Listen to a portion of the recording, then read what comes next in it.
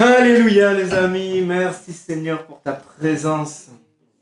On veut vraiment t'adorer, te louer Seigneur Jésus. C'est toi qui règnes. Merci pour ces temps Seigneur. Nous voulons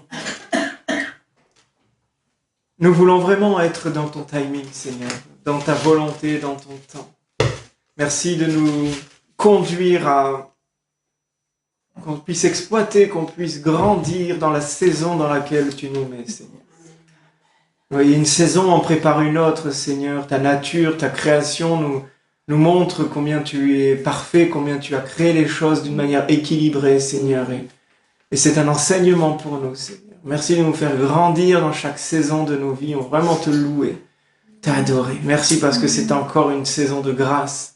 Les portes de la grâce sont encore ouvertes, Seigneur. Et on prie qu'un maximum l'emprunte, Seigneur Jésus. Et ce matin, on veut déposer, Seigneur, tous nos fardeaux à tes pieds. On veut te chanter, te glorifier. Tu es le Dieu de notre salut. Tu es celui qui nous a libérés. Tu es celui qui nous a justifiés, Seigneur. Tu es celui qui nous a guéris, Seigneur. À toi seul la louange, à toi seul toute l'adoration, Seigneur. Jésus.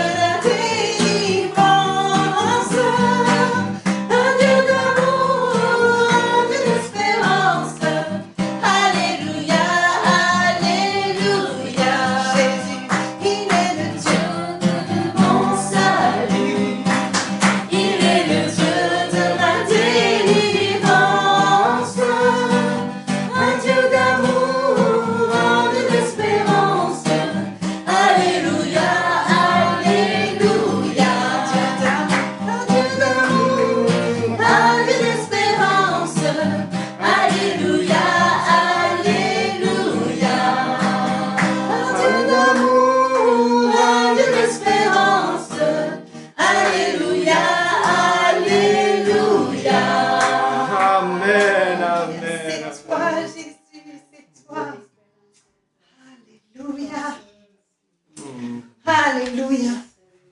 Ce matin, on élève le nom de Jésus au-dessus de tout nom. Ce nom puissant, le nom de Jésus.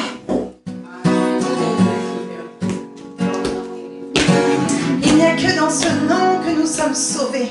Il n'y a que en passant par son sang que nous sommes sauvés. Amen.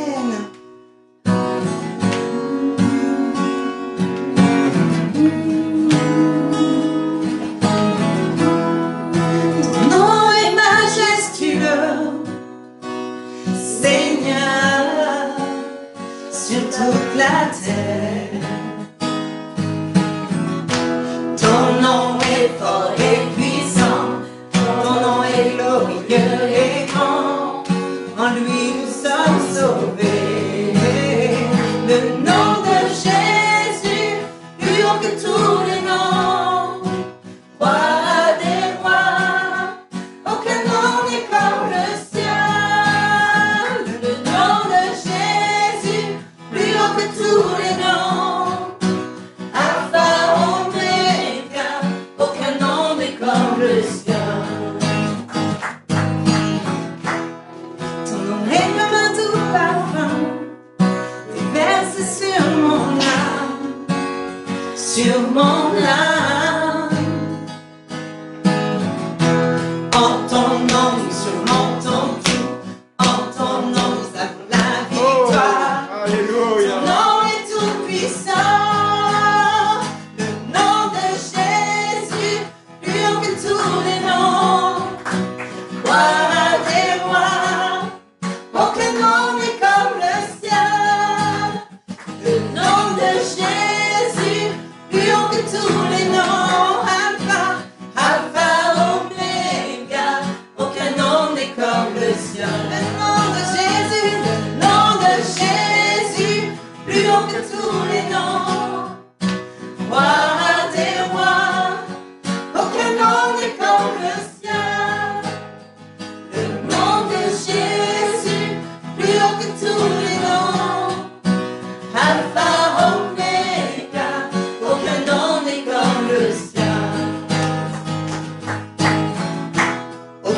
notre Dieu n'a vaincu la mort, que Jésus-Christ est ressuscité. Nous l'élevons plus haut. En son nom, nous surmontons tout. En son nom, nous avons la victoire. Son nom est tout puissant. Le nom de Jésus, plus haut que tous les noms. Roi des rois, aucun nom n'est comme le sien. Le nom de Jésus, plus haut que tous les noms. Alpha, Oméga, aucun nom n'est comme le sien. Aucun autre Dieu. Aucun autre Dieu n'a vaincu la mort, que Jésus-Christ ressuscité. Nous l'élevons plus haut. En son nom, tout genou fléchit. En son nom, tout homme est sauvé. Nous invoquons son nom, Jésus, Jésus, Jésus, Jésus. Oh, oh, Jésus, Jésus, Jésus, Jésus. Oh, oh, Jésus, Jésus, Jésus, Jésus. Oh, oh, Jésus, le nom de Jésus, plus haut que tous les noms. Roi des rois, aucun nom n'est comme le sien. Le nom de Jésus, plus haut que tous les noms. Alpha, Oméga, aucun nom n'est comme le sien. Le nom de Jésus, le nom de Jésus, plus haut que tous les noms. Roi des rois, aucun nom n'est comme le sien. Le nom de Jésus, plus haut que tous les noms. Alpha, Oméga, aucun nom n'est comme le sien. Le seul nom par lequel nous pouvons une fois se trouver, il y en a. Amen. Aucun nom n'est comme le tien.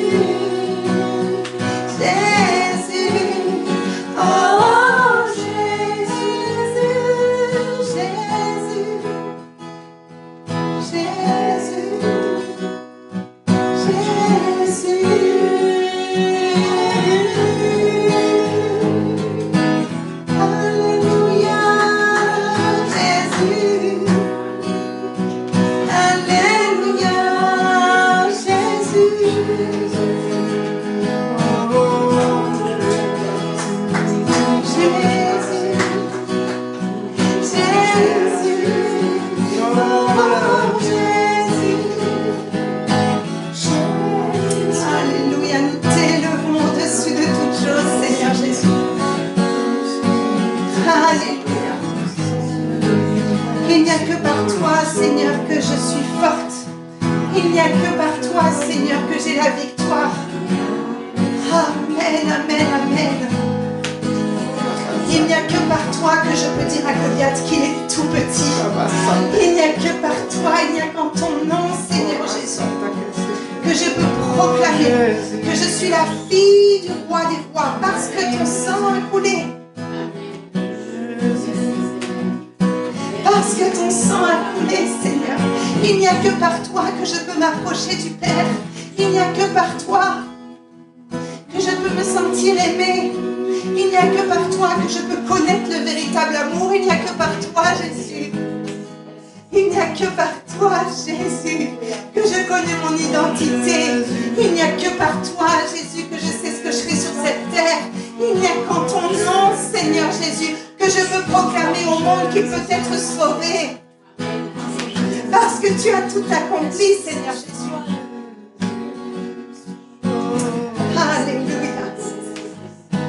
Il n'y a que ton nom que je veux chanter. Alléluia. Il n'y a que toi qui mérites nos louanges. Alléluia. Oh, je t'aime, Seigneur. Oh, je t'aime, Seigneur. Alléluia. Alléluia.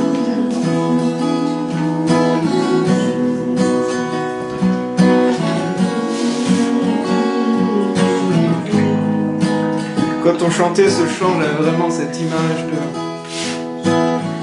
quand Dieu a demandé au peuple hébreu de mettre le sang de l'agneau sur les linteaux de leur porte. Quand nous proclamons le nom de Jésus, c'est comme si nous mettons ce sang de l'agneau sur nos linteaux. Oh, le sang parfait, ce n'était pas un agneau, c'était le sang du Fils de Dieu. Oh, et ce sang repose sur les linteaux de notre porte. Et la conséquence, c'est que l'ange de la mort ne peut pas rentrer. Oh Seigneur, je te rends gloire. Je te rends gloire. Parce que grâce à ton nom, Seigneur Jésus, l'ange de la mort peut tourner autour de nous et ne peut plus rentrer dans nos vies. Oh! Merci Seigneur. Merci Seigneur, tu as vaincu la mort. Oh Jésus. Le sang de l'agneau, le sang de Jésus.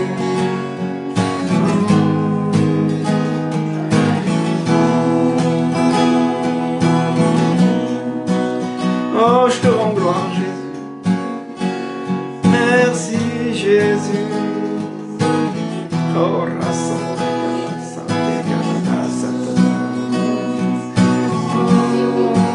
l'ange de la mort s'enfuit, oh, au son du nom de Jésus. L'ange de la mort s'enfuit, oh, les esprits mauvais sont chassés, au nom de Jésus, au nom de Jésus, Jésus.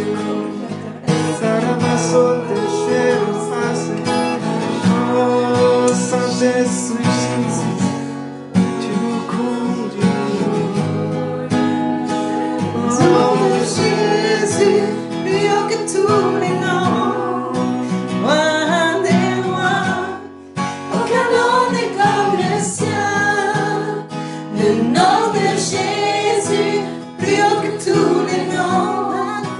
Alpha, Oméga, aucun nom n'est comme le sien. Alléluia. Oh oui. Amen, amen, amen. Merci Jésus. Oh merci Jésus pour ton nom. Merci Jésus pour ton nom. Ton nom suffit, ton nom suffit à nous délivrer, à guérir, à restaurer.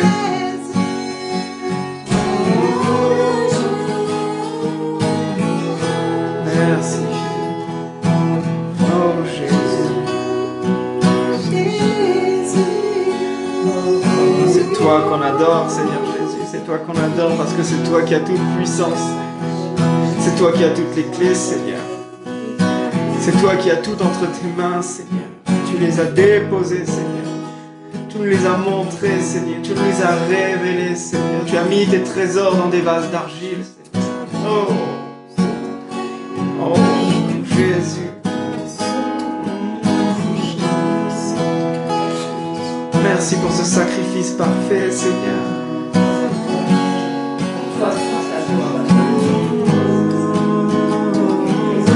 Alléluia, Alléluia. Alléluia.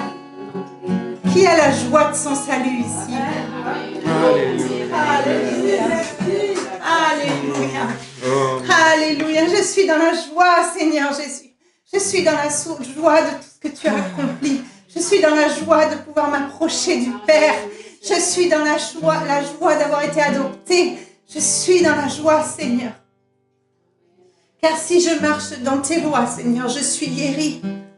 Tu me guéris au fur et à mesure de ma marche. Tu prends soin de moi, Seigneur. Tu Tu ne m'as jamais abandonné, Seigneur. Oh, toute ma vie, je crierai, je t'aime, Jésus.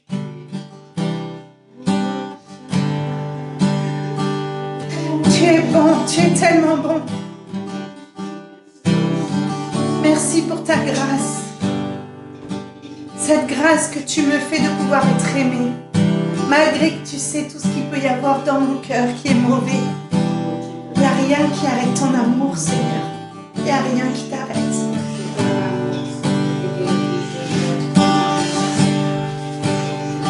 Je t'aime, Seigneur.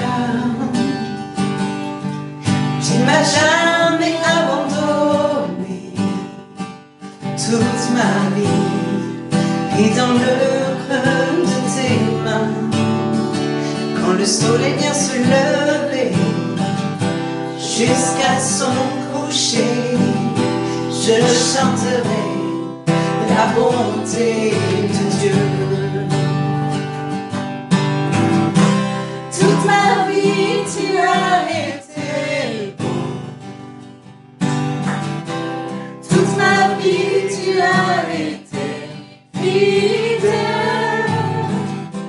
Avec chaque battement de mon cœur, je chanterai la bonté de Dieu. Toute ma vie, toute ma vie, tu as été bon. Toute ma vie, tu as été fidèle. Avec chaque battement de mon cœur, je chanterai la bonté de Dieu. J'aime ta voix. Dans le feu, tu conduis mes pas. Dans la vallée, tu te tiens tout près de moi. Je sais que tu es mon Père et aussi mon ami. Je chanterai la bonté de Dieu. Toute ma vie, tu as été bon. Toute ma vie, tu as été fidèle. Avec chaque battement de mon cœur, je chanterai la bonté de Dieu. Toute ma vie, toute ma vie, tu as été bon. Toute ma vie, tu as été fidèle. Avec chaque battement de mon cœur, je chanterai la bonté de Dieu. Ta bonté court après moi, ton amour me poursuit. Ta bonté court après moi, ton amour me poursuit. Je viens déposer mon cœur à tes pieds et te donner la vie. Ta bonté court après moi, ton amour me poursuit. Ta bonté court après moi, ton amour me poursuit. Ta bonté court après moi, ton amour me poursuit. Je viens déposer mon cœur à tes pieds et te donner la vie. Ta bonté court après moi, ton amour me poursuit. Ta bonté court après moi, ton amour me poursuit. Ta bonté court après moi, ton amour me poursuit.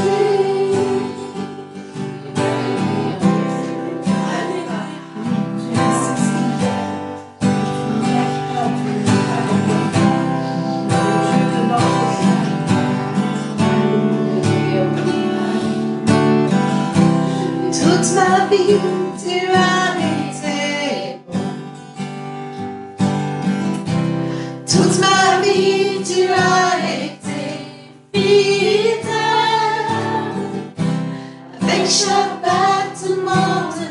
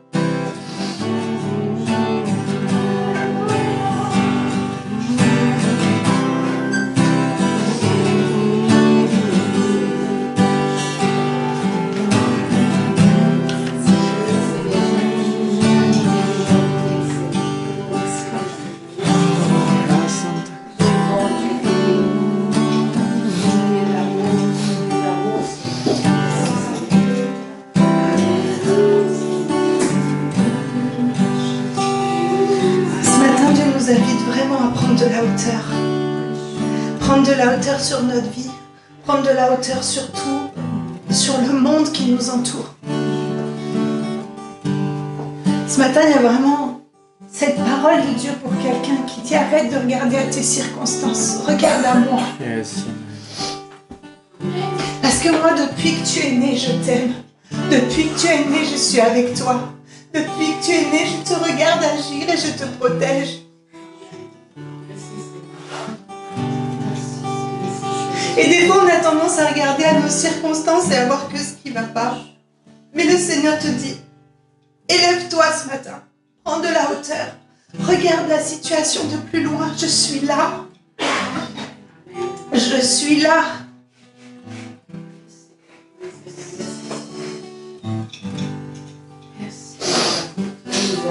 Bien avant que tu puisses te rendre compte qu'il était là et qu'il t'aimait. Il t'aimait déjà. Amen.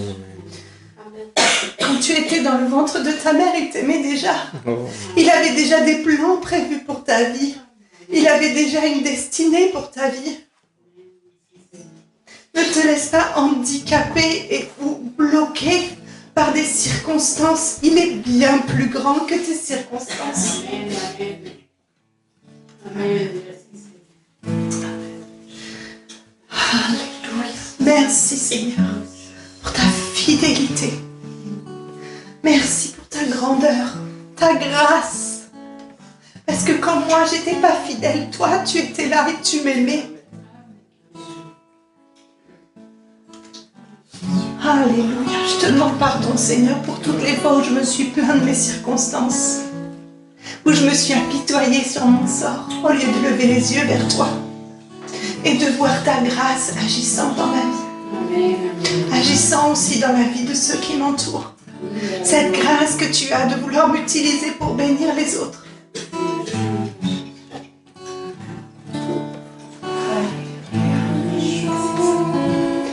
Bien avant le chant créant l'univers, bien avant l'esprit qui planait sur la terre, bien avant que tu me formes la poussière, oh, tu rêvais du jour où tu pourrais m'aimer.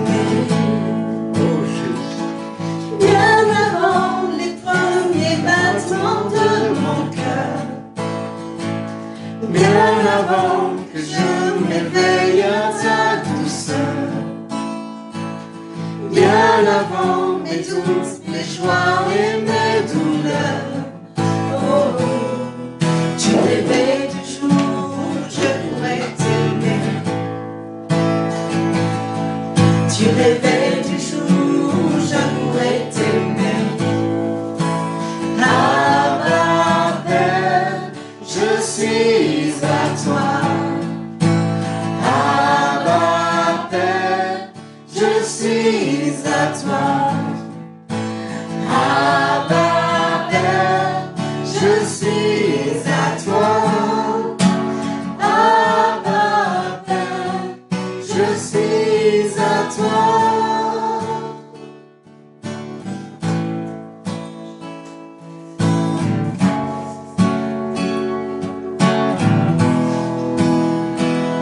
Bien avant que Jésus marche sur la terre, bien avant le Fils qui nous montre le Père, bien avant que les cieux sur moi soient ouverts, oh, tu rêvais du jour où tu pourrais m'aimer.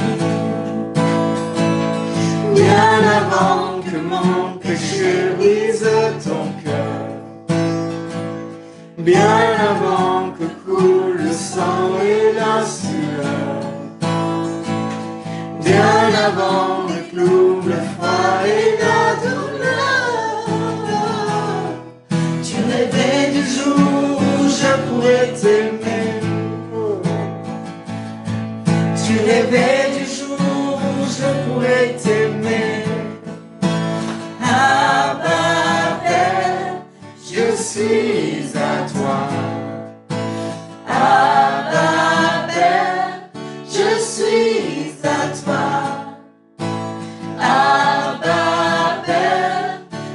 suis à toi. Abba Père, je suis à toi. Abba Père, je suis émerveillé, saisi par l'immensité de ton amour pour moi. Abba Père, si grande est ta tendresse, ton cœur est grand ouvert et je viens plonger dans tes bras. Abba Père, je suis émerveillé, saisi par l'immensité de ton amour pour moi. Abba Père, si grande est ta tendresse, ton cœur est grand ouvert et je viens plonger dans tes bras. Abba Père, je suis à toi. Abba Père, je suis à toi. Abba Père, je suis à toi. Abba Père, je suis à toi. Amen. Tellement cher, tellement cher.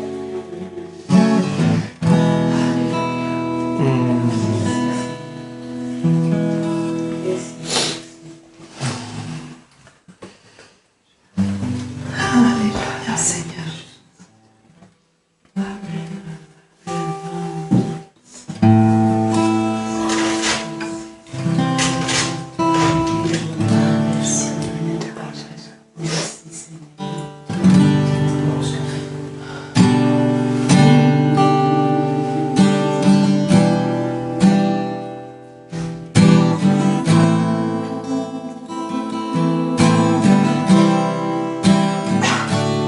Nous te rendons gloire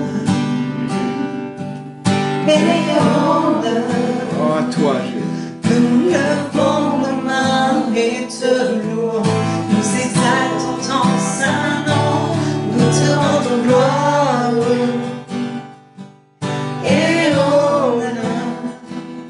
Nous levons les mains et te louons.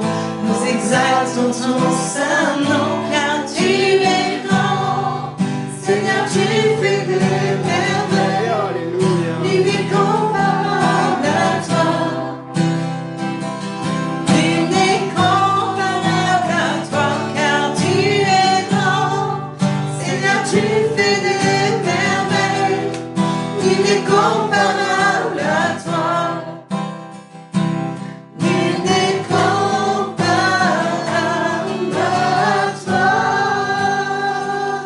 Alléluia. Oh Seigneur, on veut te rendre gloire et honneur, oui Seigneur. Oui, nous levons les mains vers le roi de gloire. Nous levons les mains vers l'agneau immolé, vers l'agneau qui s'est donné pour nous. Alléluia. Si nous pouvons dire Abba Père, si nous pouvons dire que nous sommes fils et filles du roi des rois, oh, c'est parce que Seigneur Jésus, tu es passé par cette croix. Et nous voulons te rendre gloire. Nous voulons jamais l'oublier. Merci Seigneur parce que tu connais notre humanité. Tu connais tellement tous les recoins de notre âme. Tu connais nos tendances, Seigneur. Et il y a eu ce mot quand tu as préparé afin de vous rappeler. Prenez ce vin qui symbolise mon sang, le sang de la nouvelle alliance. Prenez ce pain qui symbolise mon corps, brisé pour vos péchés, brisé à cause des fautes. Faites ceci en souvenir de moi. Ah Seigneur, on est tellement oublieux des fois. Mais ensemble, dans la communion avec toi, dans la communion entre frères et sœurs, dans la communion, Seigneur, on veut se rappeler de ton sacrifice. On veut se rappeler ce que tu as fait pour nous. On veut se rappeler de cette croix Cette croix qui était un instrument de torture des plus immondes, des plus abjects. Mais tu l'as utilisé pour sauver l'humanité. Oh! On ne t'a pas pris la vie, Seigneur. Tu l'as donnée pour nous. Maintenant, quand on regarde la croix, on regarde par là où est passé notre Seigneur. Et on se rappelle le grand prix qu'il a payé pour qu'on soit appelé enfant de Dieu. Oh, alors quand tu regardes la croix, je ne peux que dire, oh, par quel amour je suis aimé. Par quel amour je suis aimé. Et je dis, je suis enfant de Dieu. Amen. Mes péchés sont pardonnés. Mes fautes ont été lavées. L'alliance brisée a été renouvelée. Oh, merci Jésus. Merci Jésus. Oh, je ne lève pas mes mains pour rien. Je ne lève pas mes mains pour rien. Je ne dis pas honneur et gloire pour rien. Oh, je le dis parce que c'est la vérité. Amen. C'est la chose, il n'y a pas de chose plus vraie que cela. Merci Seigneur.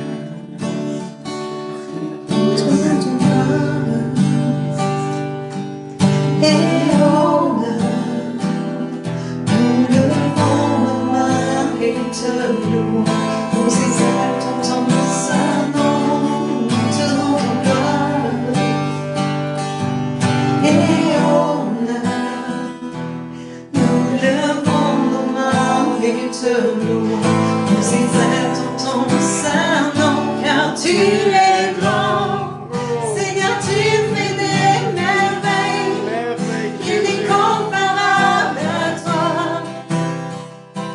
nul n'est comparable à toi, car tu es grand, Seigneur, tu fais des merveilles, nul n'est comparable à toi, nul n'est comparable à toi. Merci pour ton alliance, Seigneur. Merci pour ce sang versé, Seigneur. Merci parce que nous ne sommes pas en contrat avec toi, nous sommes en alliance avec toi, Seigneur. Oh, tu nous as donné ton nom. Nous sommes enfants de Dieu. Alléluia. Merci pour ce corps, Seigneur, qui a porté mes fardeaux, qui a porté mes péchés. Oh, nous étions tous coupables. Mais tu as porté nos fardeaux, tu as porté nos fautes, parce que personne d'autre pouvait le faire à part toi, Seigneur. Et ton désir de nous voir au ciel avec toi a été plus grand que les péchés qu'on a commis. Oh, ton amour a été plus grand que les actions du diable. Ton amour a surpassé toute la condamnation. Merci Seigneur. Quand on dit tu es grand, c'est que ces choses sont grandes. Ces merveilles que tu as faites, Seigneur. Ce n'est pas seulement ouvrir la mer. Ce n'est pas seulement faire tomber des murs, Seigneur. Mais c'est nous ouvrir les portes du ciel. Oh!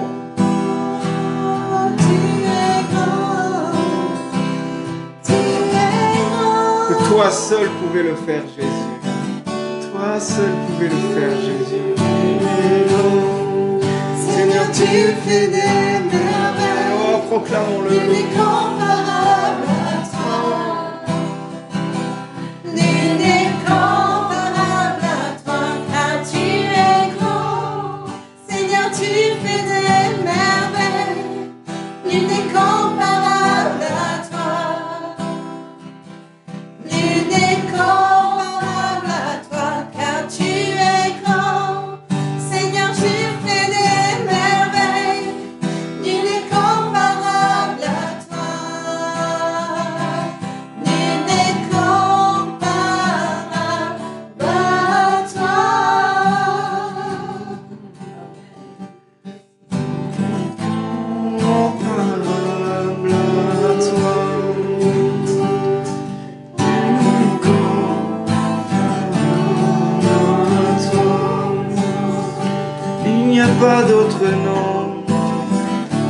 soit comme toi.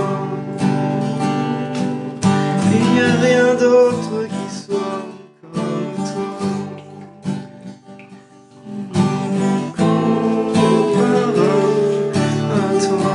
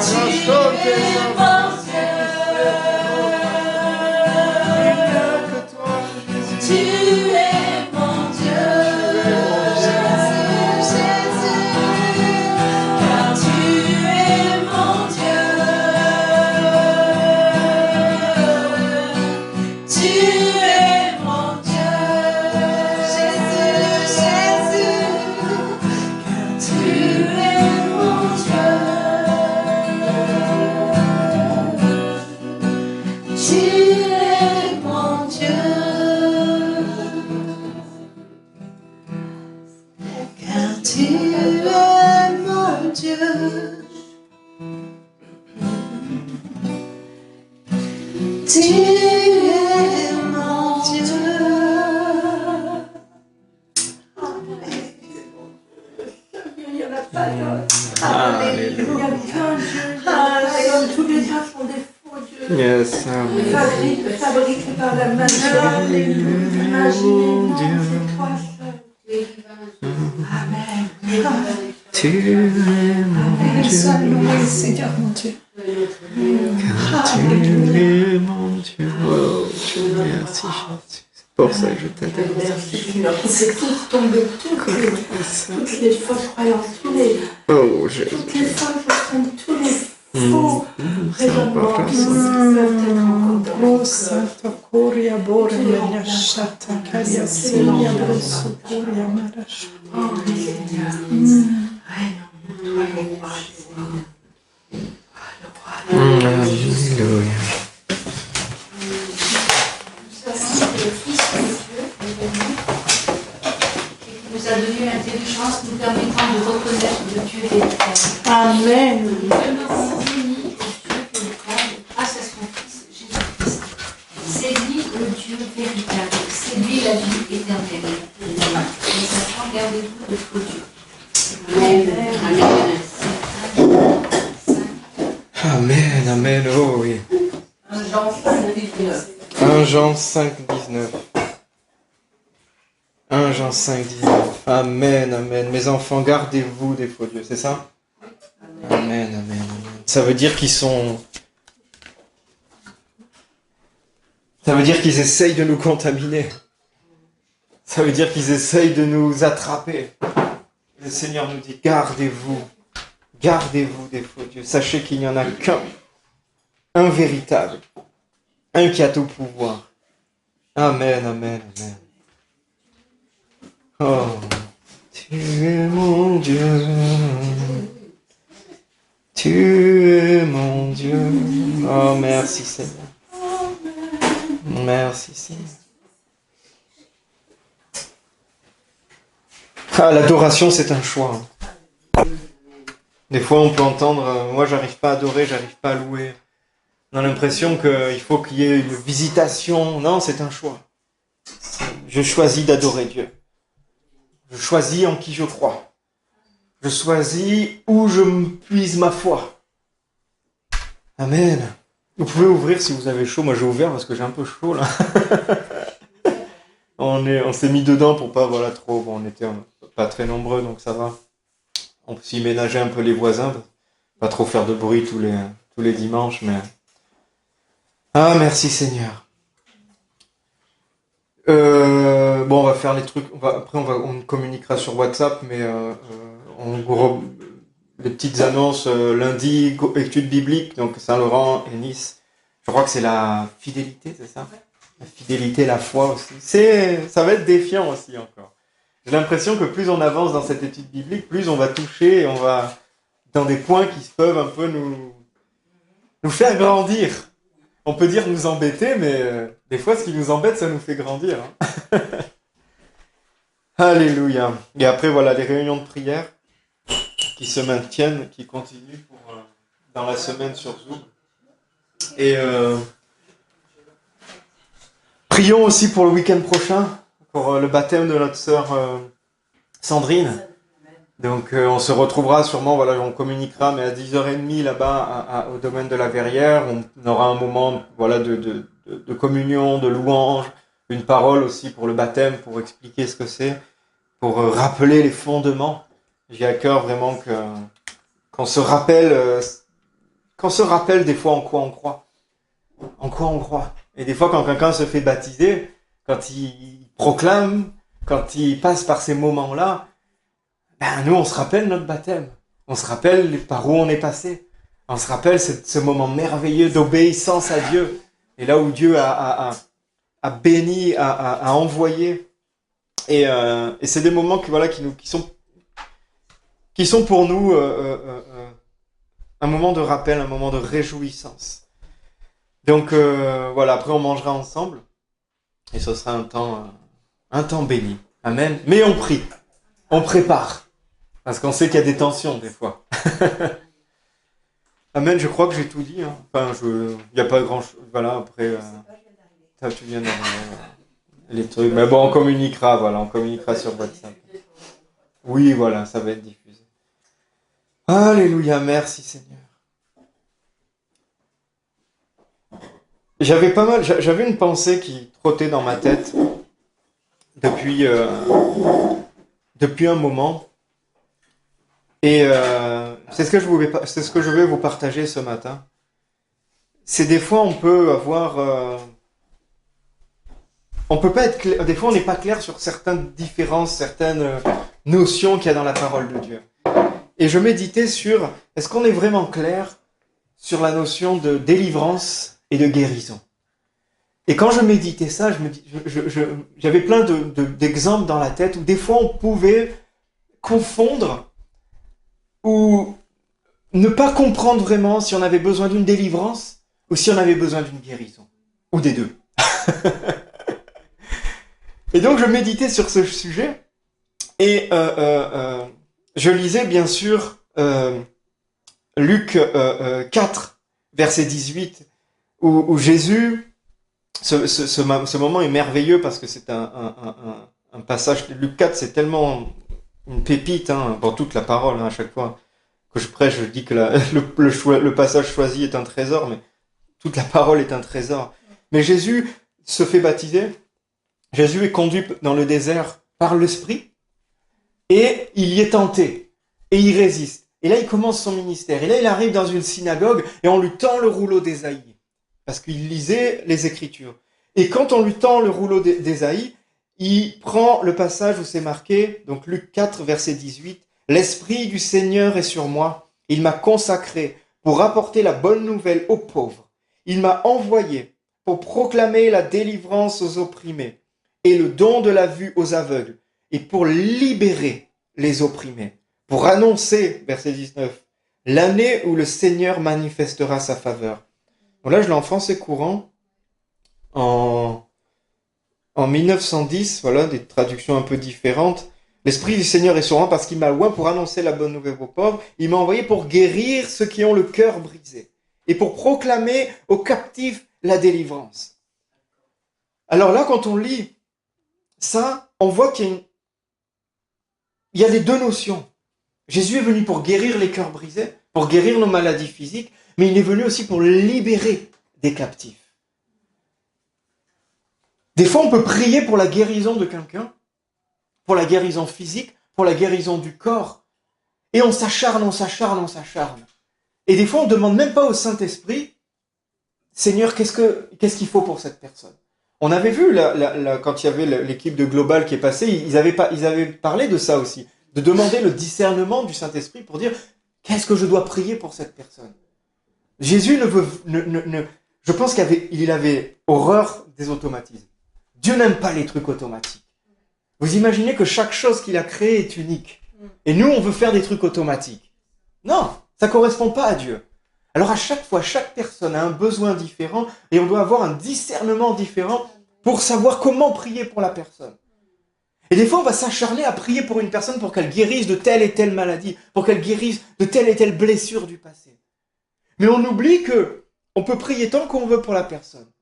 Si elle est encore sous l'oppression, si elle est encore enchaînée, elle ne pourra jamais guérir. Et d'abord, il faut prier pour la délivrance. Et après, prier pour la guérison. Prenons l'exemple du possédé de Gadara. C'est le plus connu, on va dire.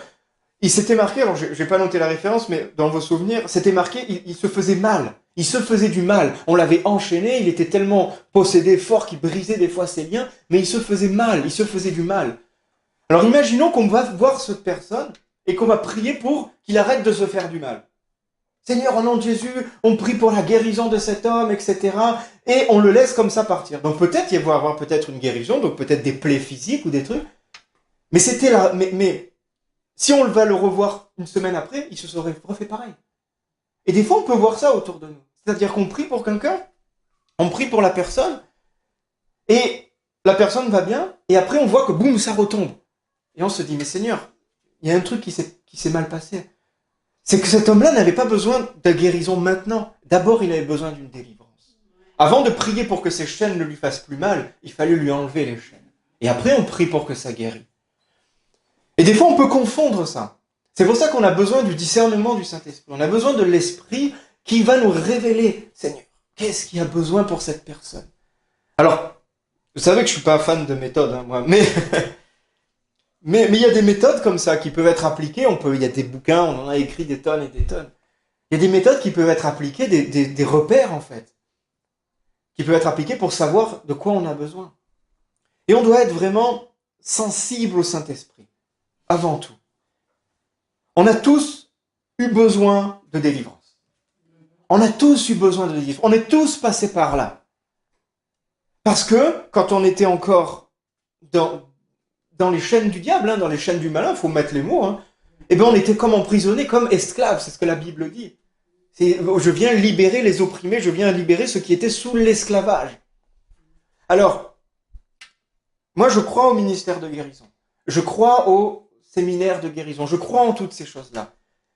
Mais il faut être clair, c'est pas automatique de sauter en l'air et de faire des pirouettes quand on est délivré. Moi j'ai été délivré de tellement de choses. Je m'en suis même pas rendu compte. Je m'en suis rendu compte que quand la situation se présentait, je réagissais différemment. Et je me suis dit, mais qu'est-ce qui s'est passé? J'ai été délivré. Et j'ai pas fait des pirouettes. Alors, je critique pas, vraiment. Mais des fois, il y a notre émotionnel qui vient et l'homme aime bien le spectaculaire. Moi, j'aime bien les gens qui chassent des démons et qui disent aux démons de se taire et de partir sans faire de bruit.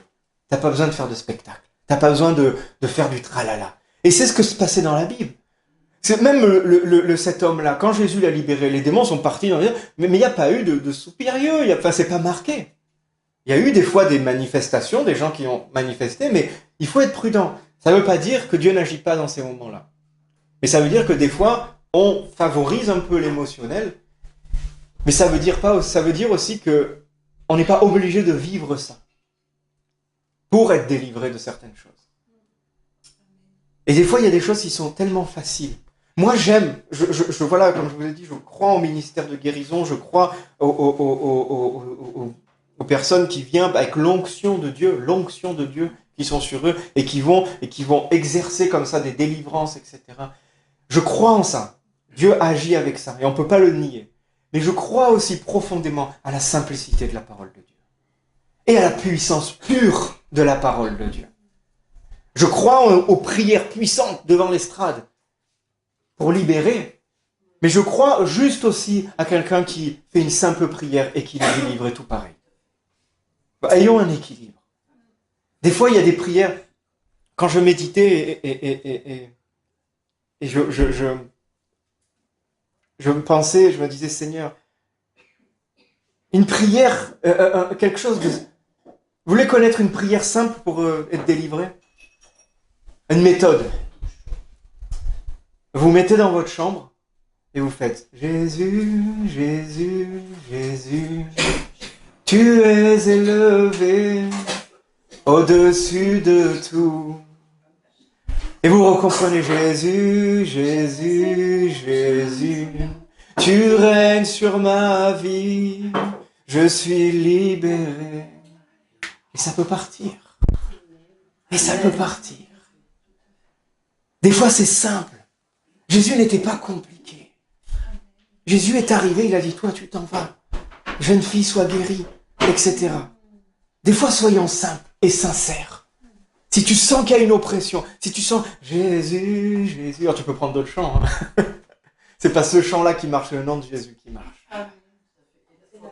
Et la foi que tu mets. Et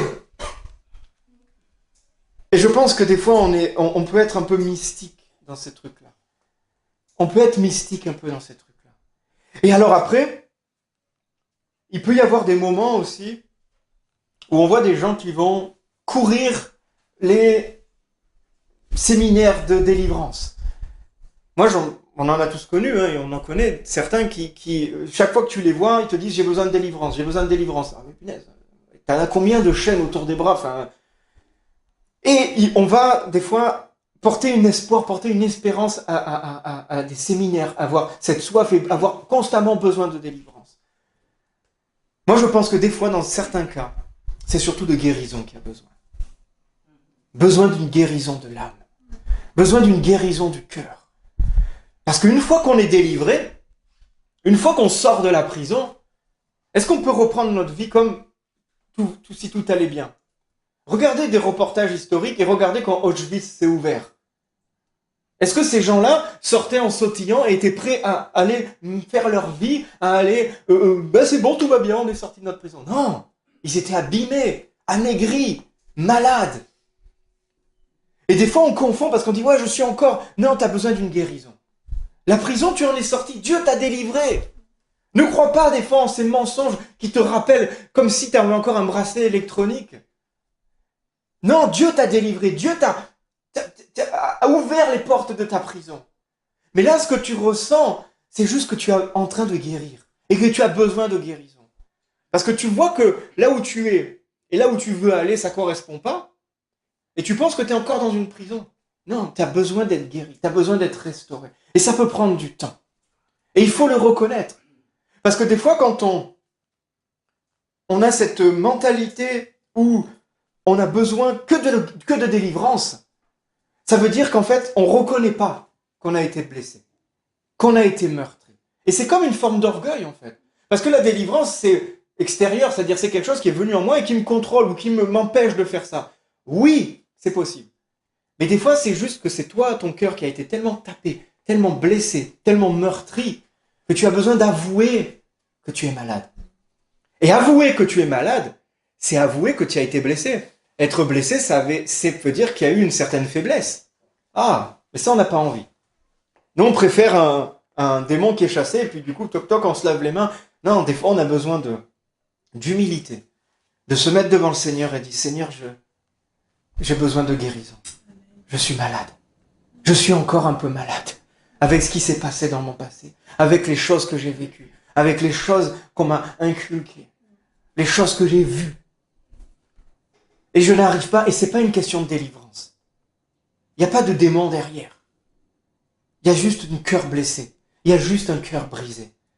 Et c'est pour ça que Jésus a dit, je suis venu guérir ceux qui ont le cœur brisé. Amen. Et je pense que oui, on a besoin d'un bon physique.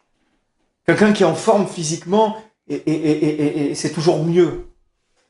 Mais le corps, on va le laisser. L'esprit, lui, par contre, il va continuer. L'âme, le cœur, il va continuer. C'est pour ça que Dieu dit que c'est un trésor.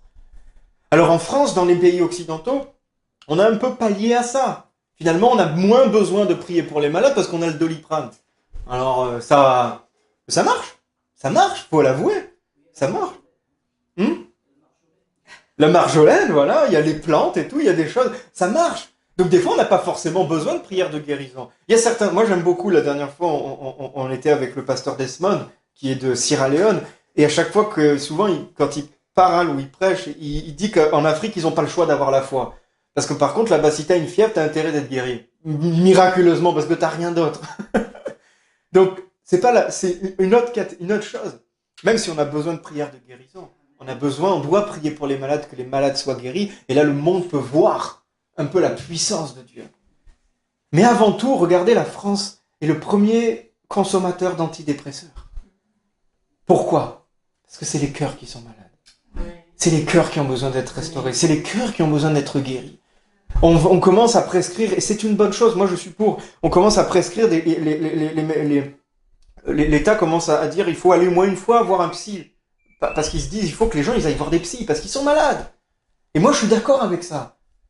Parce qu'il y avait toute une période où, quand tu allais voir un psy, c'est-à-dire que t'étais un peu fou. Mais la personne qui te dit ça, elle a jamais été blessée dans sa vie. Elle a jamais eu de coups dans sa vie. Ben si, comme toi. C'est juste qu'elle a l'orgueil de dire, non, mais les psys, c'est pour les fous. Non, je pense qu'on a tous besoin de guérison. On a tous besoin. Alors, voilà, j'ai pas envoyé l'église chez les psys, mais des fois, quand on se sent qu'on a besoin, oui, c'est quelque chose qui peut nous aider à guérir. Et Dieu utilise ça. J'aime beaucoup les gens qui ont cette approche-là en disant, je vais voir chez un psychiatre, un psychologue. Alors, les médicaments, je suis un peu... Faut être sage. Faut être très sage. Il faut être à l'écoute de Dieu. Je suis pas contre, voilà, mais il faut être sage. Mais ça peut être des moyens de dire, voilà, lui, il va me montrer certaines choses, m'amener sur certains chemins et Dieu va me guérir. Amen. Mais on a besoin de gens de qui c'est le métier, de qui c'est la profession, pour aller et pour montrer, pour dire, tiens là, regarde, il y a des mécanismes, Mais après, c'est Dieu qui guérit. Après, c'est Dieu qui remplace par son amour, etc. Et on a besoin de ça. Mais on voit à quel point le monde a besoin justement de cette guérison. Et quand on lit vraiment le mot guérir aussi dans la parole de Dieu, ça veut dire soigner, guérir, ça veut dire raffermir et consolider. Le même mot est utilisé pour ça. Quand Jésus est venu dire « Je viens guérir ceux qui ont le cœur brisé, je viens les consolider. Je viens consolider ceux qui ont le cœur brisé. » Alors voilà, des fois nous avons besoin d'une délivrance. Mais après la délivrance, nous avons besoin d'une guérison. Et ceux qui disent qu'ils n'ont pas besoin d'une guérison, c'est les mêmes qui disent qu'ils n'ont jamais péché. Ah là, je lance un pavé. Pourquoi? Dans la Bible, c'est marqué, celui qui dit qu'il n'a jamais passé fait Dieu menteur, est un menteur. Parce que tout le monde en péché. Celui qui dit qu'il n'a pas besoin de guérison, ça veut dire qu'il n'a jamais péché, puisque le péché abîme. Et le péché blesse. Le péché fait des entailles dans nos vies. Le péché nous amène à faire des décisions, nous amène à nous mettre dans des positions où on va être blessé, où on va être meurtri, où on va prendre des mauvais choix qui vont entraîner des... etc. Vous comprenez? Alors celui qui dit, moi, guérison, non, moi ça va, tout va bien. Ah, ça veut dire qu'il ne sait pas qu'il est malade. Et ça, c'est compliqué. De faire comprendre à quelqu'un qu'il est malade. Il y en a, ils vont dire, non, moi je suis pas malade. Ah ben, aussi, un petit peu. Et là, je veux dire que par là, que c'est un passage obligatoire pour avancer dans notre destinée. C'est un passage obligatoire. On n'est pas forcément rempli de démons comme certains. On est rempli de fausses croyances des fois, rempli de fausses perceptions, de fausses, comme tu disais Marie-Laurence, de faux raisonnements. On n'est pas forcément rempli de démons. Je ne crois pas non plus qu'ils partent après. Hein. Des fois, il y en a, ils partent sans bruit hein, tellement qu'ils ont la pétoche. Mais par contre, on a tous besoin de guérison. Qui n'a jamais été blessé dans sa vie? Qui a vécu une enfance parfaite? Une adolescence parfaite? Une vie de jeune adulte parfaite? Un mariage parfait? C'est compliqué, hein? On ne peut pas dire oui. Donc on a besoin d'être guéri. Donc on a besoin d'être guéri. On a besoin d'être guéri parce que si on n'est pas guéri, on ne peut pas rentrer dans la destinée que Dieu a prévue pour nous. L'Église, c'est fait pour quoi? L'Église, c'est fait pour... On a tous notre interprétation pour glorifier Dieu, hein, qui va dire pour... L'Église, c'est un hôpital, l'Église, c'est tout un tas de choses. Mais l'Église est là aussi pour aider et pour favoriser, pour lancer des gens dans la destinée que Dieu a prévue pour eux. On a des destinées humaines, c'est-à-dire tu vas faire ce métier, tu vas faire cette étude, donc tu es destiné à faire, si tu fais des études de médecine, tu vas pas être destiné à être maçon. Tu es destiné à être médecin, normalement. Après, si tu n'as pas envie, après, bon, c'est ton choix, mais clairement, simplement, c'est ça. Donc ça, c'est une destinée humaine. Et après, la destinée divine. Celle que Dieu, comme on dit dans Jérémie 1, c'est ça, je te connais de le ventre de ta mère, etc., je t'ai formé, je t'ai façonné pour être prophète. Il avait une destinée divine. Et après, il a un peu consolé aussi, il a restauré Jérémie, pour qu'il puisse prendre cette destinée. On a tous une destinée divine. Dieu a posé des choses sur nos vies, a posé une espérance même sur nos vies. Vous imaginez un peu? Le Dieu 3 fois saint, le Dieu parfait, a mis une espérance en nous. A mis quelque chose avant même qu'on le connaisse, avant même qu'on se tourne vers lui. Quand on était dans le sein de notre mère, dans le ventre de notre maman, il a mis des paroles sur nous dans l'espérance, avec joie qu'on les accomplisse. Waouh, quel amour! Il nous fait confiance. Dieu te fait confiance. Et Dieu te fait confiance. Pour qu'on accomplisse une destinée. Mais si on est rempli de blessures, on va être un mauvais canal. Il ne faut jamais oublier qu'on est esprit, âme et corps. Tant qu'on est sur cette terre, on est esprit, âme et corps. Des fois, il y en a, quand on entend parler, on peut dire « Ouais, non, mais l'esprit me dit, et tes émotions, ils disent quoi? Ah non, mais moi, je ne suis pas dans les émotions. Bon, ouais, donne-moi la solution, parce que moi... les émotions, des fois, ils crient fort. Hein. Je suis obligé de les dominer, je suis obligé de prendre un peu autorité. Le corps, des fois, il se plaint. Le corps, des fois, il a envie, parce qu'il est fatigué, de manger beaucoup ou de boire un coup, voilà. Mais faut être honnête, hein, des fois. Hein. Donc, si la personne, elle me dit, moi, je suis qu'esprit, bah donne-moi, enfin, bon, t'es très haut, hein. Non, tant qu'on est là, on est esprit, âme et corps.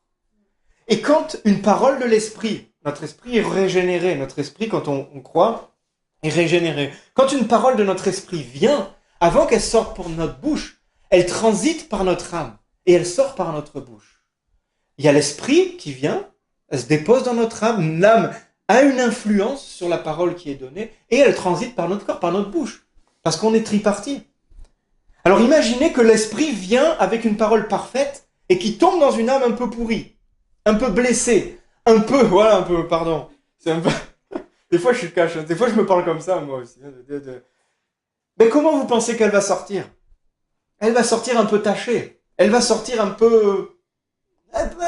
c'est pas top. Alors, elle dit, ouais, c'est la parole de Dieu. Ouais, c'est la parole de Dieu, mais elle est dite d'une mauvaise manière. Elle est dite d'une mauvaise façon. Dieu attache beaucoup d'importance à l'intention quand on fait les choses. À l'intention qu'on donne, à l'amour qu'on dit. Et Paul disait ça dans Corinthiens. Il a insisté parce que les Corinthiens avaient tous les dons. Les Corinthiens manifestaient, mais ils le faisaient mal. Avec d'autres intentions. Parce qu'ils voulaient se glorifier, ils voulaient avoir tout un... Vous pouvez étudier ces épîtres. C'est ça que ça dit. C'est-à-dire que il y avait tout l'esprit, mais l'âme était... Et les intentions étaient mauvaises. Quand on est blessé, des fois on va vouloir chercher à être guéri de certaines manières. Quand on est blessé dans notre identité, on a besoin d'une reconnaissance. Alors du coup, quand on va dire la parole de Dieu, elle va être empreinte de « reconnaissez-moi ». Et du coup, ça, vous comprenez, il y a une teinte qui va être donnée. Il y a quelque chose qui va être donné, qui va pas être bon. J'écoutais un pasteur, et je trouvais l'exemple bien, donc du coup je vais le citer, c'est le pasteur Sanogo, ceux qui connaissent de Côte d'Ivoire. Et lui, il a un arrière-plan musulman. Pardon. Il a un arrière-plan... un arrière-plan musulman avec un enseignement, une éducation très rude. Pas de sentiments. Voilà, tu ne montres pas tes sentiments, les sentiments c'est pour les faibles, etc. Donc il a été élevé comme ça. Il n'y a pas que les musulmans qui font ça. Hein. Et il a été tordu, il a été blessé. Et il est devenu, après il s'est tourné vers Christ, etc. Et il est devenu très zélé dans la parole de Dieu. Très puissant aussi dans la parole de Dieu. Dieu l'utilisait pour faire beaucoup de miracles, pour faire beaucoup de choses puissantes.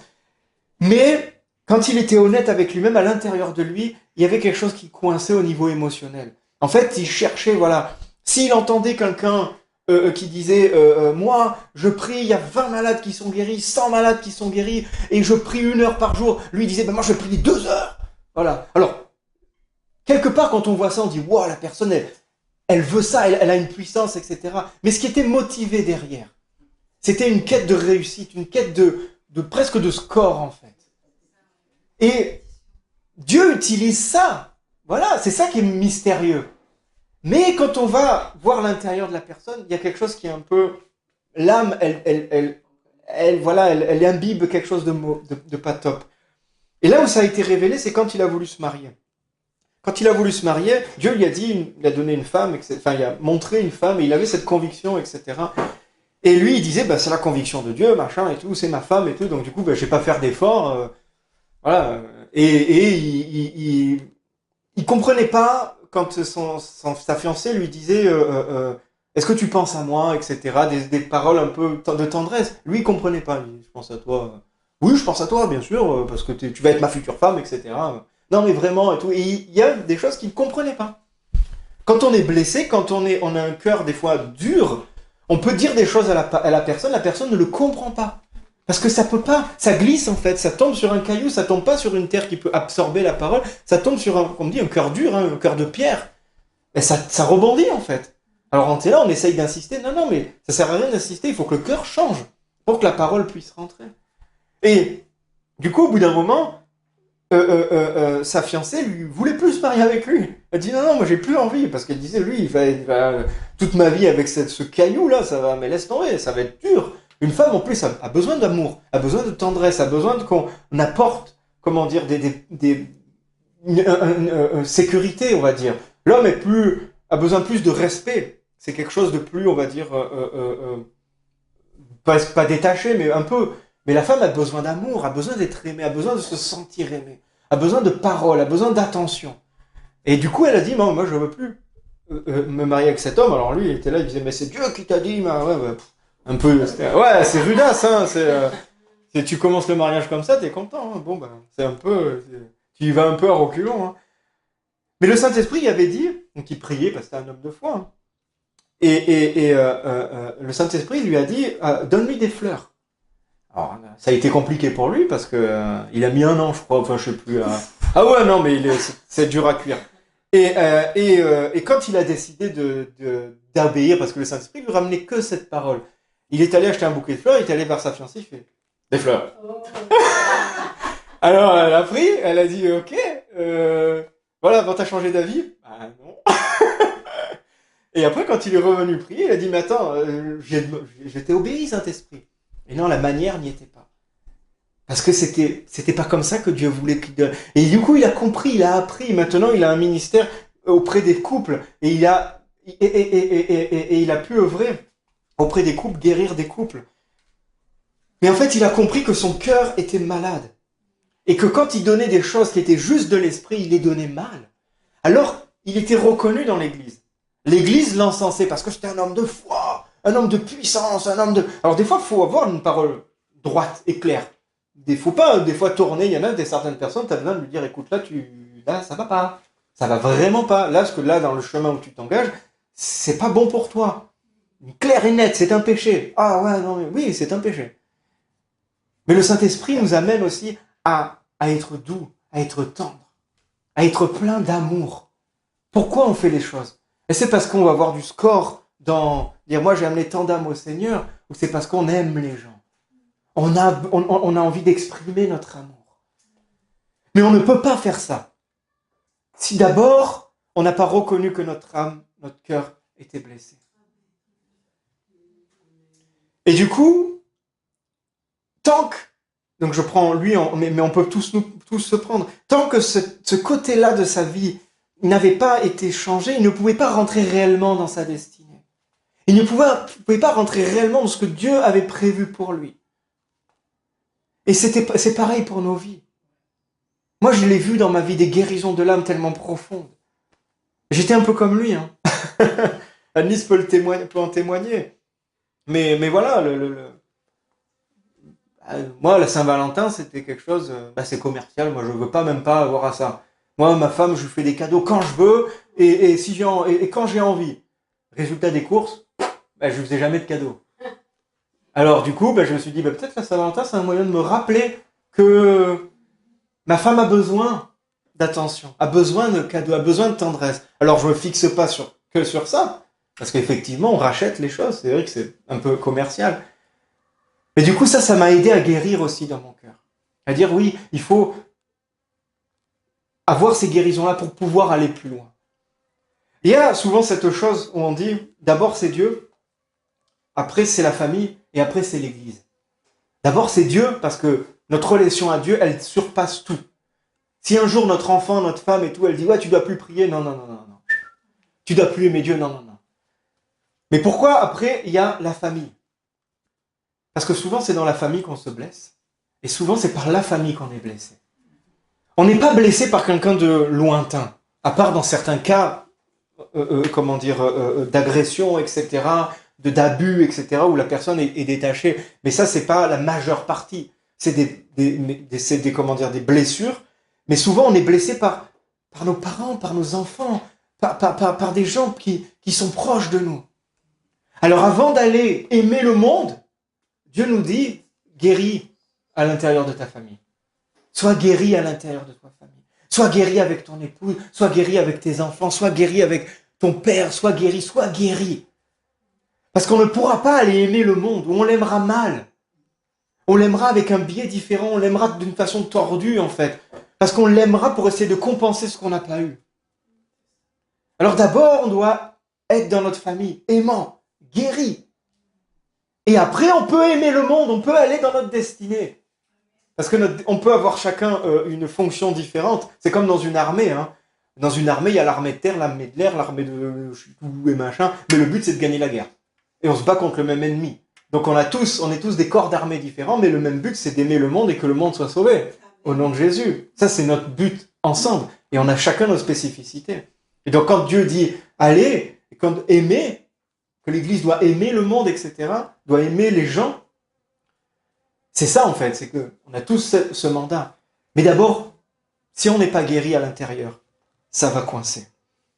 Même le psaume 23 qu'on connaît, certains par cœur, le psaume 23 au verset 3, il dit « Il restaure mon âme et il me conduit dans les sentiers de la justice. » Ce psaume-là, l'Éternel est mon berger, etc., qui peut être pour nous, certains, un des paroles réma, quelque chose, un psaume qui nous a sortis de la détresse, qui a été comme un secours pour notre cœur, nous dit « Il restaure mon âme et nous conduit dans la justice. » Alors on prend la parole de Dieu à la lettre. Est-ce qu'on peut être conduit dans la justice si notre âme n'est pas restaurée? Je pense que des fois, on ne peut pas être conduit par le Saint-Esprit, on ne peut pas être conduit par Dieu quand on traîne tout un tas de blessures. Parce que ça va tellement être fort que tout ce qu'on va recevoir de Dieu, comme on dit, ça transite par notre âme. Comme ça transite par notre âme, eh bien, ce qui va sortir, ce qui va en rester, va être des fois déformé, va être mal interprété, va être tordu. Et du coup, ce qu'on va faire avec cette parole qui a été sortie n'est pas vraiment la conduite que Dieu veut qu'on ait. Alors, si on n'est pas guéri, si notre cœur, notre âme n'est pas guérie, c'est difficile au Saint-Esprit de nous conduire. Parce qu'il va nous donner une parole. Par exemple, une parole de connaissance sur quelqu'un, nous on va arriver vers la personne, on va la découper. Parce qu'on a une parole, parce qu'on a un cœur plein de colère, plein de jugement, plein d'amertume, etc. Et ça transite par là. Et là, la personne dit « Ouais, non, mais elle n'a pas reçu la parole. » Mais t'as vu comme tu l'as donné, la parole? Mais moi, personne ne la reçoit comme ça. Alors du coup, et de ce fait, l'esprit ne va pas réussir à vraiment bien nous conduire. Il y aura toujours quelque chose, il y aura toujours un blocage. Il y aura toujours quelque chose qui va coincer, qui va pas aller. La guérison de l'âme est vraiment quelque chose d'essentiel. Est vraiment quelque chose d'essentiel. On a parlé dimanche dernier de l'amour et que le réveil, et que voilà, il y a des pensées prophétiques qui se lèvent auxquelles j'adhère à 100%. Et que le réveil va passer par un réveil d'amour, le réveil va passer par l'amour. Mais si l'Église, si les enfants de Dieu ne sont pas guéris, comment l'amour va pouvoir passer? Ça va être compliqué. Ça va être compliqué. C'est pour ça que on doit préparer ce réveil, on doit préparer l'amour, nous-mêmes en étant guéris, en étant lavés, en étant vraiment restaurés. Avec un terrain qui est propre. Parce que si on est plein de blessures, Dieu n'arrivera pas à nous utiliser pour aimer. Parce que c'est pas évident. Et quand on parle d'aimer selon Dieu, c'est un amour qui dépasse l'amour humain. Donc du coup, on a besoin du Saint-Esprit. C'est un amour qui dépasse qui va au-delà de notre âme, qui va au-delà de notre chair. C'est pour ça que notre âme doit être consolidée. Notre cœur doit être consolidé. Amen. Comment alors, est-ce qu'on peut... Comment on peut faire alors des fois pour voir que notre âme, pour déceler des choses dans notre âme, dans notre cœur qu'on doit traiter? Parce que c'est bien beau de dire ça, on dit oui, on doit être guéri, etc. Mais est-ce qu'il y a des choses qui peuvent montrer que ça doit être guéri? Alors des fois, voilà, vous le savez certains, on le sait à l'intérieur de nous. On sait des fois qu'on n'est pas guéri sur certaines choses, qu'on a besoin de temps. Mais des fois, il y a besoin de rappeler certaines paroles. Jésus disait, quand il était quand il répondait à des pharisiens, à des accusateurs devant lui, au Matthieu 12, verset 35, Jésus dit « L'homme tire de bonnes choses de son bon trésor.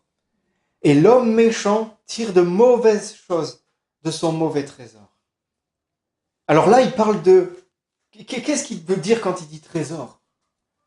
Qu'est-ce que ça veut dire? Jésus, explique-moi. En fait, là, il parlait du cœur. Il parlait de l'âme. Il parlait du cœur des gens qui étaient en face de lui. Donc certains ont un mauvais trésor et certains ont un bon trésor. Et il y a une parole aussi dans les Proverbes, je crois. Oui, je sais plus, c'est garde ton cœur comme un trésor, plus que toute autre chose, parce que c'est de là que viennent les sources de la vie. Et donc là, il y a encore ce mot trésor aussi. Garde ton cœur, garde ton âme comme un trésor. Et là, Jésus nous reparle de trésor. En fait, un trésor, c'est quoi?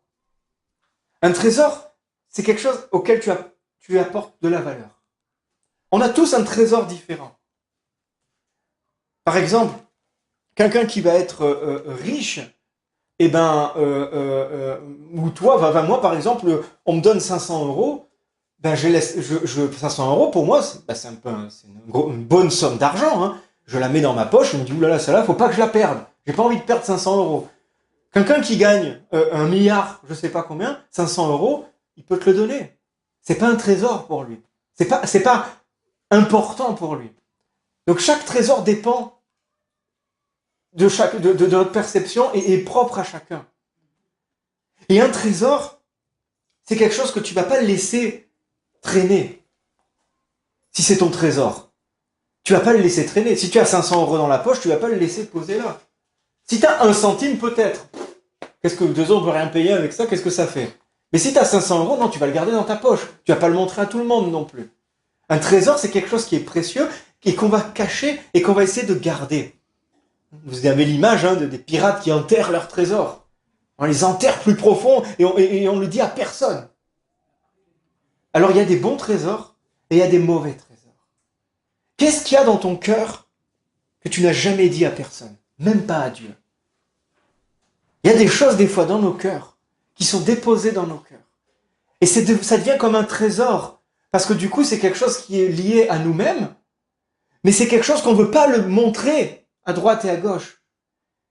Si ça provoque une gloire, et que tu dis ça passe à part, tu le gardes parce que c'est par pudeur, etc., c'est un bon trésor. Si t'as pas honte de le dire, c'est un bon trésor. Si même des fois tu le partages avec certains amis, voilà, j'ai ci, j'ai ça, comme Jésus, c'est un bon trésor. Il dit, mais c'est quoi ton secret, mais moi c'est Jésus, hein, tu le partages. Et donc de ton cœur, en fait, ton trésor c'est la joie, ton trésor c'est la patience, ton trésor c'est quelque chose que tu chéris. Mais si dans ton cœur il y a un trésor que tu as honte d'en parler, qui te met une honte sur toi, et que quand tu dis, mais si je dis ça, les gens vont me regarder bizarrement, ils vont me dire, ah punaise et tout, machin. Ça, c'est un mauvais trésor. Ça, c'est un trésor qui est juste là pour alourdir ton cœur, alourdir ton âme. Et ça a besoin de sortir. Ça a besoin d'être chassé. Ça a besoin d'être mis à la lumière. Et ça peut être tout un tas de choses. Ça peut être des choses, voilà, moi j'ai été blessé, moi j'ai été abusé, moi j'ai été... Waouh! Moi j'ai été abusé quand j'étais enfant. Et j'ai dû le dire pour briser ça. Le jour où j'ai témoigné publiquement de ça, ça a libéré quelque chose dans ma vie. Ça a pu guérir mon âme, guérir mon cœur. Parce que je l'ai dit. Parce que quand le malin ou des gens veulent nous blesser, ils veulent pas que ça ressorte, ils veulent que ça reste caché. C'est pour ça que les gens qui font quelque chose de mal vont pas le dire, c'est moi qui ai fait quelque chose de mal. Non, non, ils vont se cacher, ils vont bien dire, non, on ne dit à personne, etc. Pour que ça reste enfoui et pour que ça continue à faire à gangréner, à pourrir. Le jour où j'ai dit publiquement que j'avais été abusé, que toutes ces choses mauvaises, ce mal qu'on m'avait fait quand j'étais enfant a été fait, mais que Dieu m'avait restauré, que Dieu m'avait guéri. Là où, au moins, les choses ont été mises à la lumière. Et ce mauvais trésor est sorti de mon cœur. Et là, il y a pu avoir la guérison. C'est pas fini, parce que le cœur, quand on sort quelque chose d'une pièce qui pue, ça pue encore dans la pièce. Hein. L'odeur, faut l'enlever. Hein. Je sais pas si ça vous est déjà arrivé, une patate qui pourrit dans un placard, ça sent mauvais un moment. Hein. Mais c'est un peu ça. Est-ce que tu as des mauvais trésors dans ton cœur? Quelque chose que tu dis, mais ça... Alors, je dis pas, soyons sages. Ne publiquement dire, ah machin, il s'est passé ci, il s'est passé ça. Déjà à Dieu, premièrement. Parce que des fois, on n'ose même pas le dire à Dieu. On est tellement orgueilleux. Ah, qui c'est qui est orgueilleux? Je peux lever la main. Hein. On est un peu orgueilleux. Et même on est orgueilleux avec Dieu. C'est-à-dire qu'on est là, on dit, ah, c'est... ouais, oh, non, mais j'ai même pas envie d'y penser parce que, non, mais des fois, Seigneur, voilà, regarde, ça, c'est encore là. C'est pas guéri. Je veux me libérer. Je te le donne.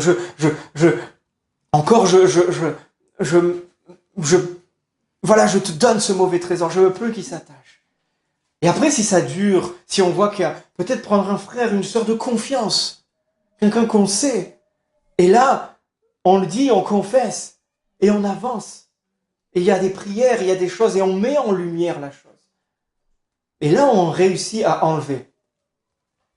Et pour que ça puisse être guéri.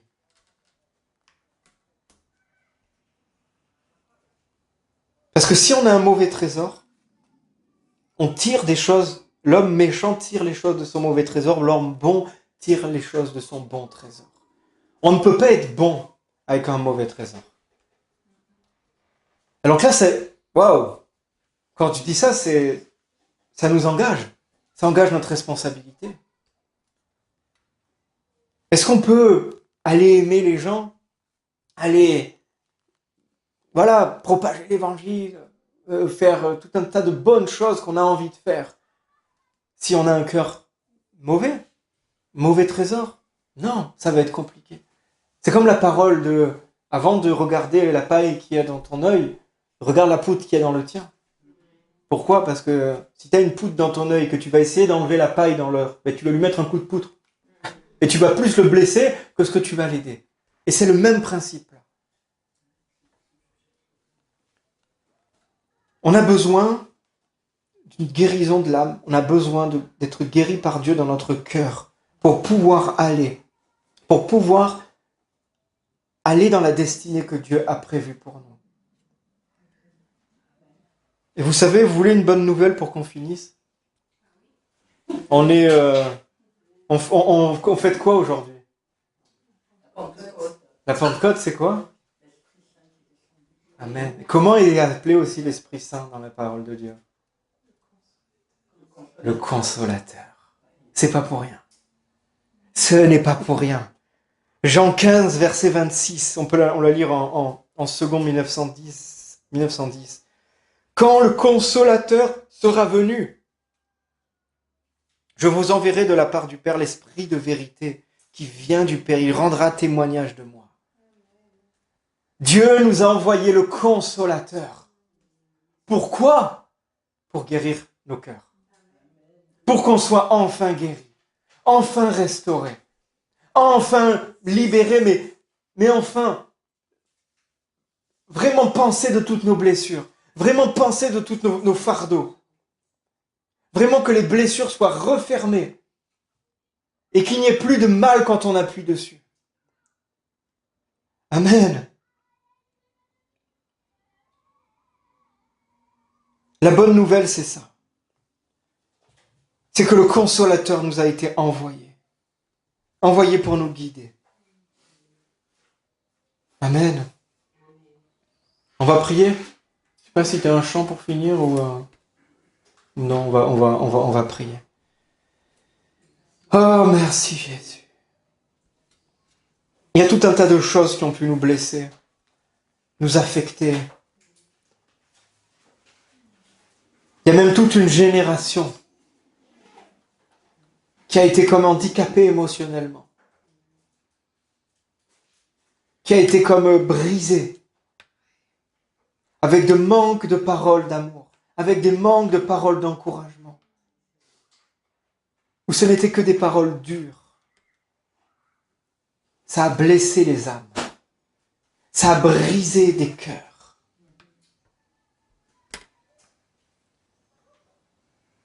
Et ce matin, Seigneur, on reconnaît notre besoin encore de guérison. Nous nous mettons devant toi, Seigneur, nous mettons nos trésors à nu. Nous mettons nos trésors devant toi, nous répandons nos cœurs, comme on le dit des fois, dans nos chants, mais qu'on applique tellement peu dans nos vies. Seigneur, on te met les cœurs devant, Seigneur. Parce qu'on a besoin de ton esprit de consolation. Nous prenons cette parole que tu as dite, que tu es venu pour guérir les cœurs brisés, pour affermir, pour consolider les cœurs brisés, Seigneur. Alors nous réclamons cette parole dans nos vies au nom de Jésus. Seigneur, nous nous mettons en position de recevoir ta guérison, de recevoir ta consolation, Seigneur.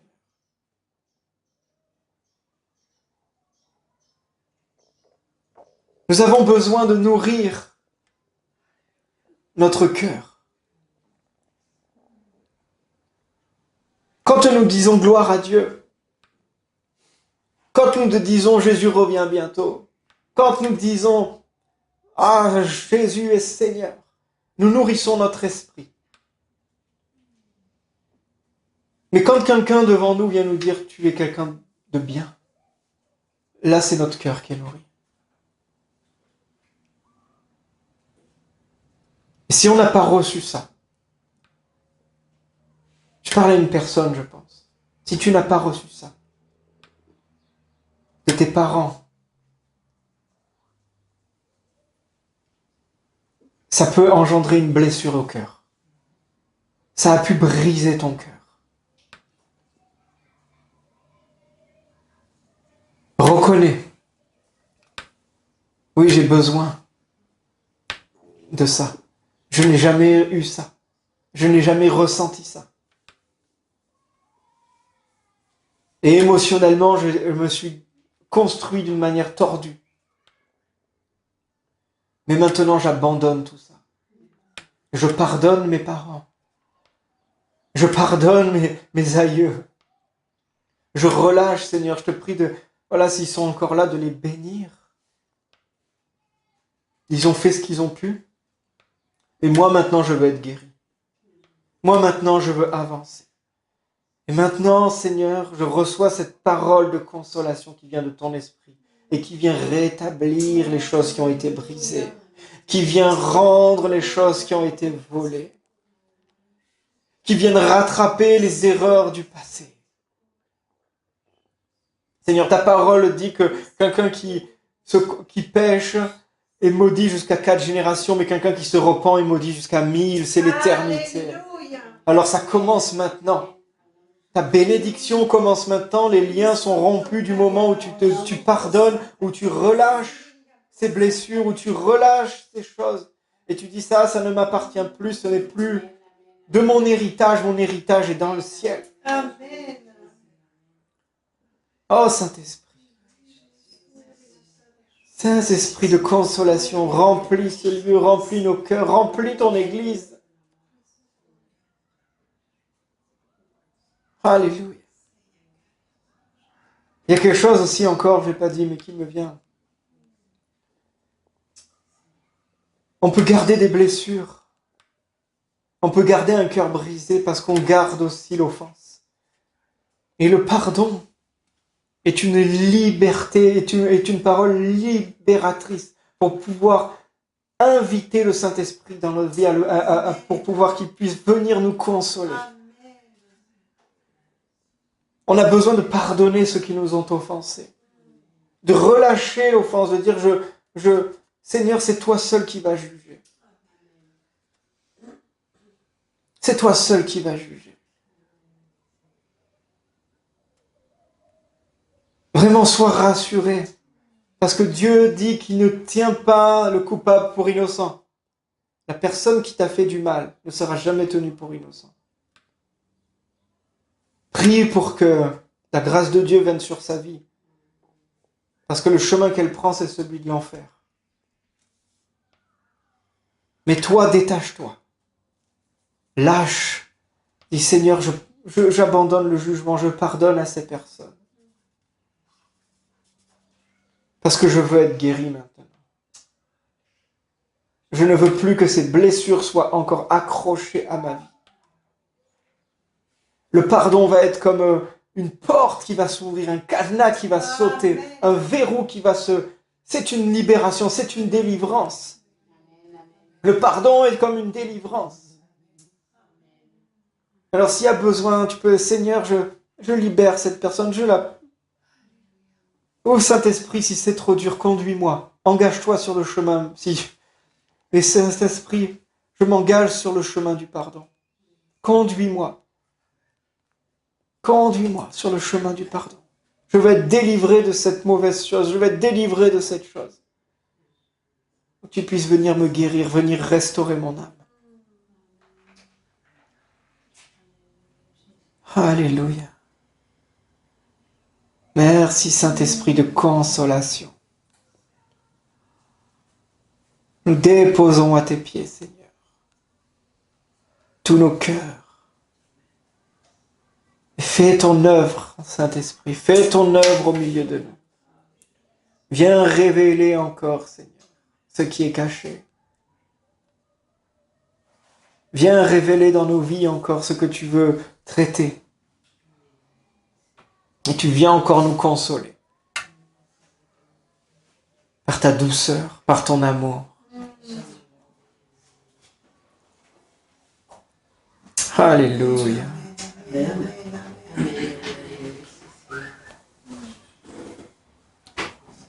Il y a une image qui me revient encore. Je voulais partager quand on a fait la prière la dernière fois. Oh Saint-Esprit.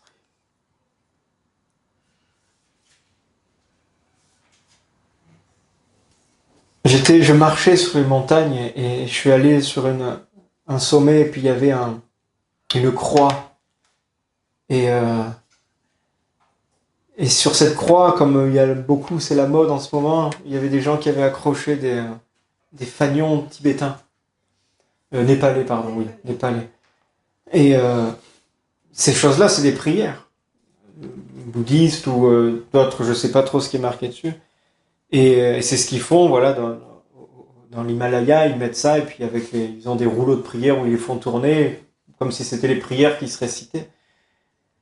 Et je suis arrivé devant cette croix, j'ai vu ces drapeaux. Je m'en fous, ça m'a... Mais comme j'étais... vous savez que j'aime beaucoup marcher, randonner, et c'est des moments où je parle à Dieu, et c'est des moments de communion. Et j'étais en communion avec Dieu, vraiment.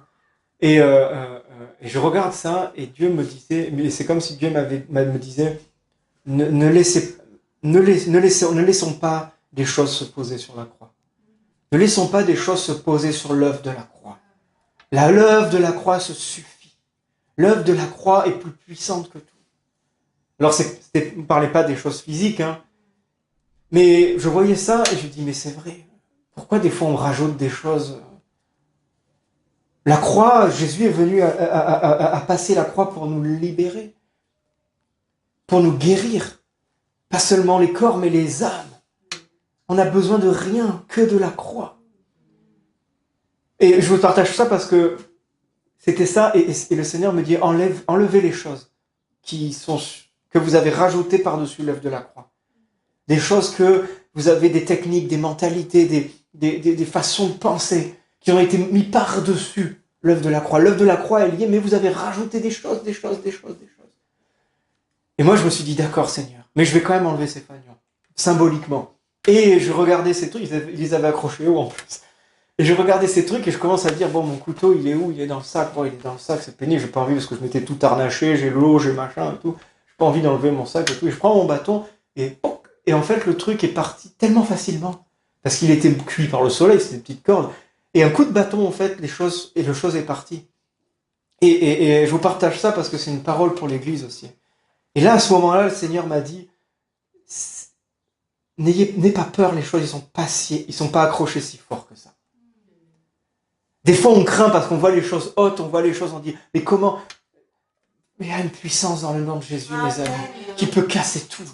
C'est pas accroché si fort que ça. Et juste le courage de les enlever. Parce que les gens, ils pouvaient me voir, il y a des gens qui pouvaient, dire, ah, mais qu'est-ce que tu fais, machin, c'est moi qui l'ai mis et tout. C'est pas grave. J'ai du respect, je manque pas de respect à une religion, à une croyance, etc. Mais bon, ça n'avait rien à faire sur la croix. Je manque pas de respect. Mais vraiment, la parole qui m'avait été donnée, c'est ça. Et je pense que là, pour maintenant, c'est ça aussi. Des fois, on peut avoir des guérisons, on peut avoir des cœurs tellement abîmés qu'on dit, c'est pas accroché si fort que ça. Je t'en supplie, tiens le coup.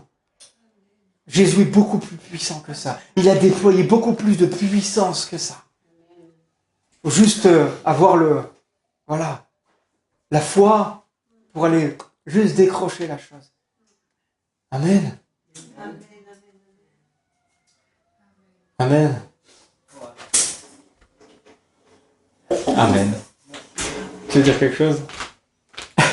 Restons sensibles cette semaine. C'est un message qui...